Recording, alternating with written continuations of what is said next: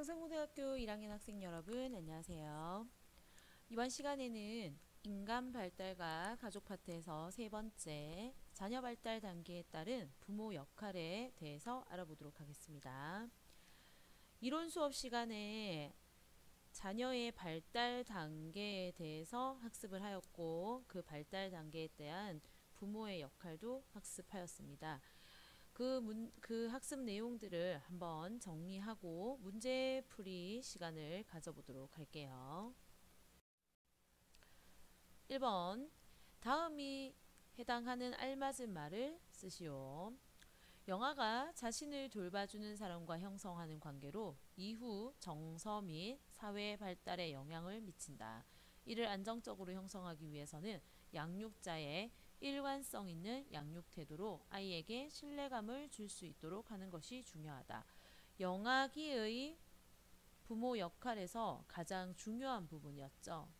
이 영아기에 아이들이 이것이 잘 형성되어야지만 성인이 되었을 때도 그 아이가 정서적으로 안정될 수 있다고 배웠어요. 정답은 뭐죠? 바로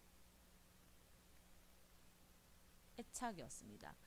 부모 자녀 간의 애착 관계가 얼만큼 잘 형성되었느냐에 따라서 아이의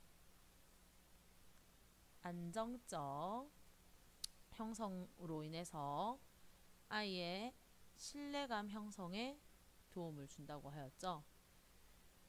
두 번째 문제, 다음에서 설명하는 신생아기의 반사행동. 자, 신생아기의 반사행동 여러가지 배웠죠? 보기에 나와 있나요? 잡기, 모로반사, 빨기반사, 걷기, 바빈스키 여러가지들을 배웠는데 이 중 놀라거나 자극을 받으면 팔다리를 벌렸다가 오므리는 거, 팔다리 4개를 전부 다 사방으로 딱 벌렸다가 탁 오므리는 그 반응이 있었죠. 그 반사 반응은 몇 번이죠? 2번 모로 반사였어요. 신생아기 발달 특징에 대한 설명으로 옳지 않은 것입니다. 몇 번일까요? 2번 맥박은 100에서 120회 정도로 성인보다 느리다? 이게 성인보다 느립니까? 신생아기에는 보통 맥박이 빠르다라고 했죠. 정답은 2번입니다. 신생아기 발달 특징으로 옳지 않은 것입니다. 몇 번일까요? 5번. 자, 신생아기의 발달 특징 중 하나가 생리적 체중 감소였죠. 체중이 왜 감소한다고 했죠? 태어날 때 가지고 있던 그 체중보다 신생아기를 지나면서 1, 2주 사이에 잠깐 체중이 감소하는 시기가 온다고 했어요. 왜 그렇다고 했죠? 보통 우리가 엄마 뱃속에서 어디에 있어요? 엄마 뱃속에 있을 때 양수 속에 있죠. 그러다 보니까 몸이 퉁퉁 부어 있을 거 아니야. 보통 여러분들 수영장이나 목욕탕 같은 데 가서 또는 욕조에 들어앉아 있을 때 물에 오래 있으면 몸이 퉁퉁 붓는 걸 느끼죠.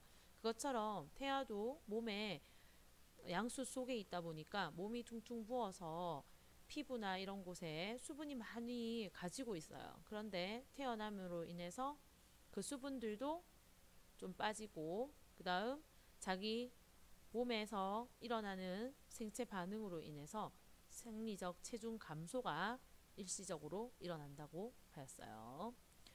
5번 보기에서 유아기 인지 발달 특징에 해당하는 것을 모두 찾아 쓰세요. 유아기라고 했습니다. 유아기 몇 번일까요? 뭐뭐일까요? 유아기. 자, 먼저 첫 번째 연역적 사고. 연역적 사고가 뭔가요? 연역적 사고가 뭐라고 했죠? 연역적 사고는 귀납적 사고와 대립되는 것으로서 어떤 전제가 있고 그 전제로부터 하나하나 도출을 해내고 새로운 것들을 발견하는 것들이었죠. 보통 연역적 사고가 나타나는 발달 시기가 언제라고 했죠? 유아기인가요? 연역적 사고는 보통 청소년기에 나타나는 인지 발달의 특징이었어요. 그 다음 대상영속성. 대상영속성은 뭐라고 했나요? 대상영속성은 눈에 보이지 않더라도 그것이 존재하고 있다라는 것을 알고 있는 것. 즉 우리 깍꿍놀이 많이 하죠.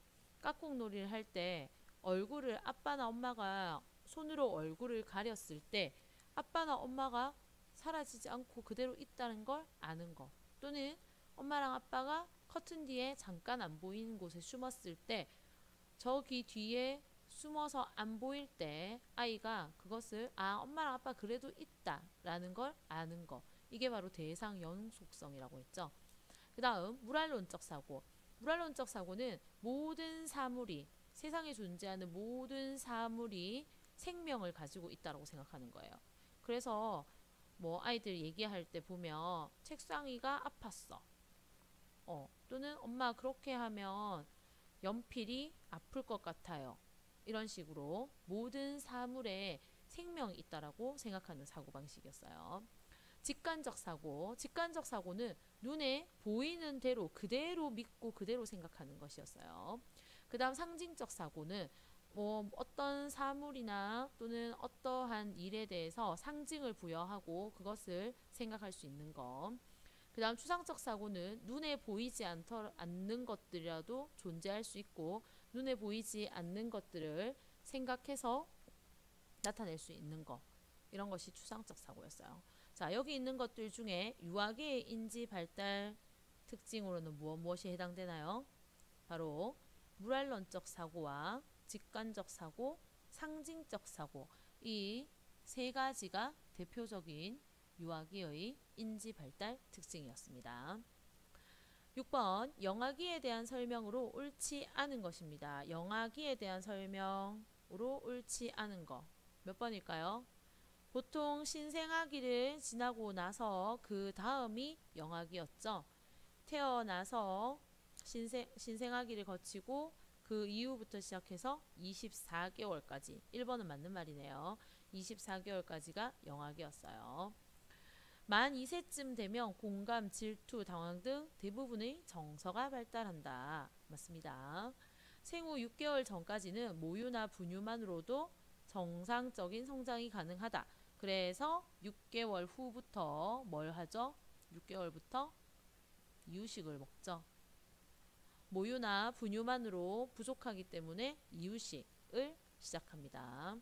그 다음 4번 영아기 발달에는 일정한 순서가 있으며 발달의 각 영역은 상호 연관이 되어 있다. 맞는 말이죠. 생후 6에서 9개월경까지는 낯선 사람을 경계하지 않으나 12개월경에는 낯가림을 하며 애착을 형성한 양육자와 떨어지면 불안을 느낀다. 보통 낯가림은 이것보다 훨씬 더 앞에서부터 시작하기도 하고 아이들이 인지가 발달하기 시작하면서 낯가림을 시작하는 경우가 많죠. 그래서 정답은 5번입니다. 유아기의 운동 기능 중 성격이 다른 것입니다. 색칠, 빨리 달리기, 단추 채우기, 젓가락 사용하기, 종이 접기 및 자르기. 몇 번일까요?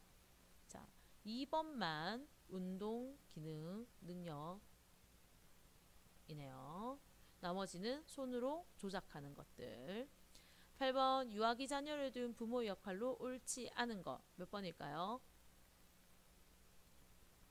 4번 왜 등의 질문의 내용이 정확한 경우에만 답해준다. 이러면 안 되죠. 유아기도 호기심이 많은 단계라서 왜? 이것이 왜 그렇게 되는 거예요? 왜? 라는 질문을 하게 되면 거기에 맞게끔 질문이 정확하지 않더라도 아이와 같이 대화를 해주어야 된다고 했어요. 9번 영아기의 돌보기 특징에 대한 설명 중 옳은 것. 영아기의 돌보기 특징을 설명 옳은 것 몇 번일까요?